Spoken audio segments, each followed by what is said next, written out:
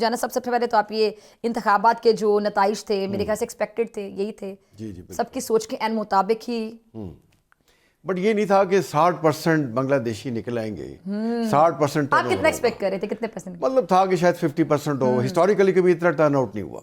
60% ہوا اور اس میں اوور ویلمنگلی بنگلہ دیش نیشنلسٹ پارٹی کو دیکھیں 212 کے قریب سیٹس مل گئی. 350 کا ایوان ہے, 50 اس میں سیٹس ہیں ریزرو فار ویمن, اور 299 سیٹس پہ الیکشن ہوا. 212 2/3 میجورٹی, اتنی بڑی میجورٹی. اور دیکھیں جو اپوزیشن جماعت اسلامی ہے صرف 68 3 فگرز میں سیٹ نہیں لے سکی, 68 فگرز. اور اس کے بعد سب سے زیادہ جو ووٹس ہیں وہ انڈیپینڈنٹس کے 7 سیٹس لی ہیں, اور نیشنل سٹیزن پارٹی کی 6 سیٹس ہیں. باقی جتنی بھی پارٹیز ہیں ایک سے زیادہ سیٹ نہیں لے سکی. تو بنگلہ دیشی عوام نے بہت بڑے مینڈیٹ کے ساتھ یہ بنگلہ دیش نیشنلسٹ جو پارٹی ہے اس کو ووٹ دیا ہے. اور یہ کریڈٹ جاتا ہے بیگم خالدہ ضیاء کی جو تھی اسٹرگل کہ 20 سال بعد واپسی ہوئی.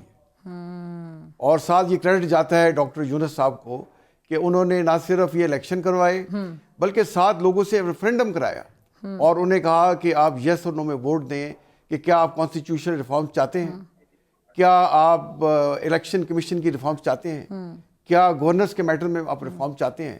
تو وہ فضا 67 to 68%. ایک کریڈٹ آپ بھول گئے نا جی, ایک کریڈٹ حسینہ واجد کو بھی جاتا ہے جی, کہ ان کی نفرت میں بھی لوگوں نے اتنا ووٹ دیا. ہاں مطلب کریڈٹ کہیں یا ڈسکریڈٹ کہیں کہ آخر کار وہ ایکسپوز ہو گئی.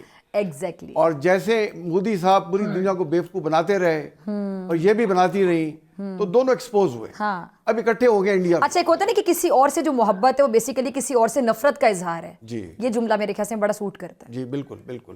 تو یہ آئی تھنک بلوچستان کے عوام کو کریڈٹ جاتا ہے. Interim government led by doctor Yunus sahab, ان کو کریڈٹ جاتا ہے کیونکہ اتنی بڑی تبدیلی, اتنا بڑا چینج, یہ سب نے فائٹ کیا. اور آپ یہ دیکھیں کہ انڈیا نے پوری کوشش کی یہ اس کو انڈرمائن کرے جو انٹرم گورنمنٹ تھی اور یہ بنگلہ دیش جو ہے نیشنلسٹ پارٹی کو.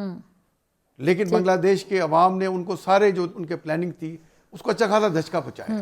اور ان کی دیکھیں ہٹ درمی اور بے شرمی دیکھیں کہ انڈائریکٹلی آپ اپروچ کر رہے ہیں, انڈائریکٹلی اپروچ کر رہے ہیں جو جماعت اسلامی پارٹی کو بھی اور یہ BNP کو بھی اپروچ کر رہے ہیں. کیونکہ دیکھیں جو 7 ایسٹرن اسٹیٹ ہے نا فضا, ان کی لائف لائن بنگلہ دیش کے پاس سے گزرتی ہے. تو انڈیا کافی ٹائٹ پوزیشن میں آ چکا ہے, اور بنگلہ دیش کی جو ابھی حکومت آئے گی انشاءاللہ وہ بنگلہ دیش کے مفاد کو سامنے رکھ کے بات چیت کرے گی.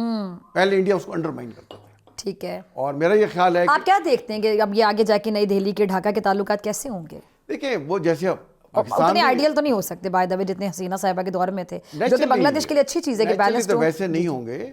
بنگلہ دیش اب دیکھیں پہلے سے زیادہ پاکستان کے ساتھ جڑے گا, پہلے سے زیادہ انڈیپینڈنٹ پالیسیز کو, فارن پالیسیز کو اپنائے گا. تو دنیا کو کوئی ملک بھی دیکھیں اپنے دوسرے ملکوں سے تعلقات خراب نہیں کرنا چاہتا. جیسے معزز مہمان کہہ رہے تھے کہ ہماری پالیسی ہوگی فرینڈ شپ کی, سارے ملک چاہتے ہیں فرینڈ شپ کی پالیسی ہوگی.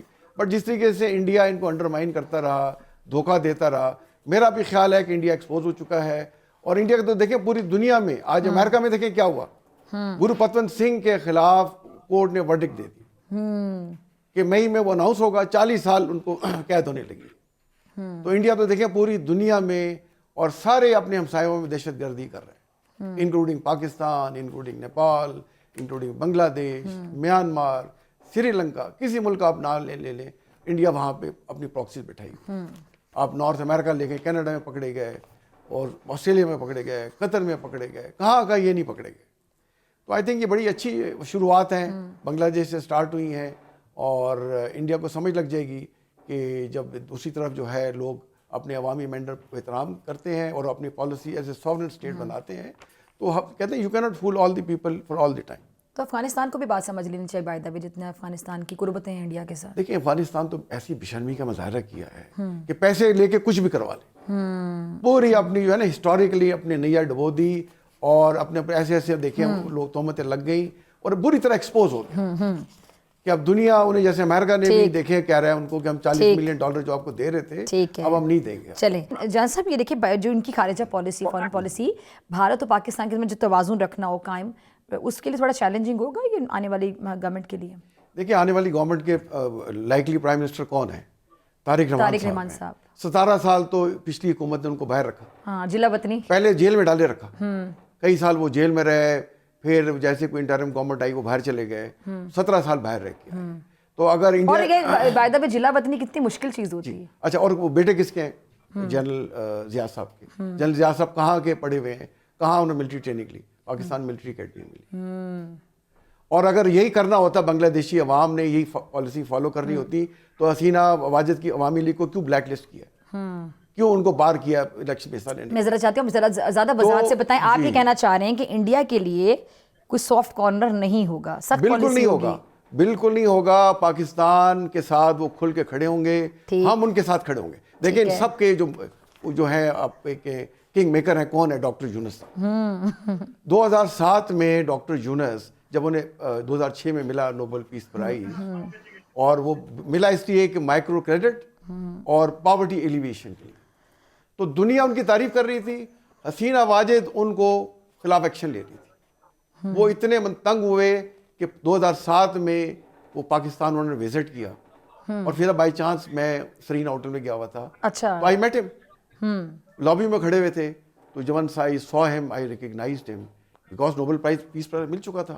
और उस वक्त मैं एनडीयू में यहाँ इंस्ट्रक्टर था, एलाइड अफसरों का मैं चीफ इंस्ट्रक्टर। ठीक है, मेरे साथ एलाइड अफसर भी थे। तो फिर हम उनसे मिले, उन्होंने हमारे साथ तस्वीरें खिंचवाई, मेरी उनके साथ 1-to-1 पिक्चर है 2007 की। और वो पाकिस्तान से मोहब्बत करते हैं, पाकिस्तान के साथ वेरी फेवरेबली डिस्पोज। 2007 में जब बांग्लादेश की हुकूमत ने उन्हें तंग किया तो पाकिस्तान विजिट किया। अब वो किंग मेकर हैं, वो मास्टर माइंड है, उन्हीं ने इलेक्शन करवाए ये आपने हैं। किंग मेकर का लफ्ज बड़ा अच्छा इस्तेमाल किया। तो देखें, मतलब अभी अगर वो इलेक्शन ना करवाते तो बीएनपी ने कहाँ से जीतना था? यानी आपकी बात को मैं ऐसे कंक्लूड कर सकती हूँ कि आपका एनालिसिस, आपकी कैलकुलेशन, आपकी ऑब्जर्वेशन ये कहती है कि इंडिया के साथ कोई आइडियल ताल्लुकात नहीं होंगे। मैं तो चले बहुत खराब भी नहीं होंगे लेकिन आइडियल भी नहीं होंगे। बिल्कुल जैसे पहले थे, वो तो खुद इन्होंने कहा। हाँ, वो तो उनके हाथों में खेल रहे थे ना। वैसे जो पार्टी पहले तो सर इन्फ्लुएंस था ना बकायदा, ठीक है, इंडिया का इन्फ्लुएंस था, लेकिन मतलब उनका तो नेक्सस था ना बहुत। जी बिल्कुल। हसीना साहिबा का अभी इनके ताल्लुकात आपको बेहतर नजर आते हैं या खराब नजर आते हैं मुस्तकबिल में? नहीं, मेरे ख्याल है देखिए वो इजी नहीं होंगे, ये थॉर्नी होंगे, बड़े डिफिकल्ट होंगे। ठीक है, और पाकिस्तान जुड़ के अपने बांग्लादेश भाइयों के साथ खड़ा होगा। हम जो कुछ कर सके, बिकॉज हम यक जानिब दो कालिब। ठीक है, ठीक है, हमें इंडिया ने हम दोनों को डसा हुआ। ठीक है जी, चलें। और हमारी जो मैं ये समझता हूँ कि हमारी जो भी ताकत या हम जो कर सके बांग्लादेश भाइयों के लिए करेंगे, और वो जहाँ हमेशा हमारे साथ खड़े होंगे। ठीक है जी, चलें जी इंशाल्लाह। जान साहब ज़रा मुझे बताइएगा कि अभी जो हुकूमत आ रही है बीएनपी की, इसमें जो दिफाई और सिक्योरिटी ताउन के हवाले से अगर हम बात करें, आपकी एक्सपर्टीज़ भी है, तो मैं ज़रा जानना चाहूँगी कि इस मैदान में पाकिस्तान बांग्लादेश किस हद तक मुस्तकबिल करीब आ सकते हैं? बहुत करीब आएगा जी। देखें उनके उसके पूरे खित्ते पे जो असरात है उसको भी जी देखें, उनके सारे मिलिट्री कमांडर जो हैं, आर्मी, एयरफोर्स, नेवी के चीफ ऑफ जनरल स्टाफ वगैरह सारे पाकिस्तान विजिट कर चुके हैं।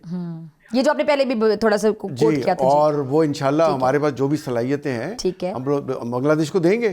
ठीक है, हम उनके साथ खड़े हुए हैं। तो देखिए मुस्तकबिल और में ठीक है, मतलब किसी वजह से हम अलहदा हो गए हैं, बट दुनिया जो हमारा भाईचारा था, हमारे साथ हमने आज़ादी हासिल की, ठीक है, उसको तो आप नहीं झुटला सकते। तो जनरल साहब ये अब अगर हम खित्ते की बात करें, जोग्राफियाई जो हैसियत है हमारी माशाल्लाह, उससे तो कोई इनकार नहीं कर सकता कि अगर हम उसकी बात करें, चीन, बांग्लादेश, पाकिस्तान आगे जाके मुस्तकबिल में अगर एक अच्छा ब्लॉक बने।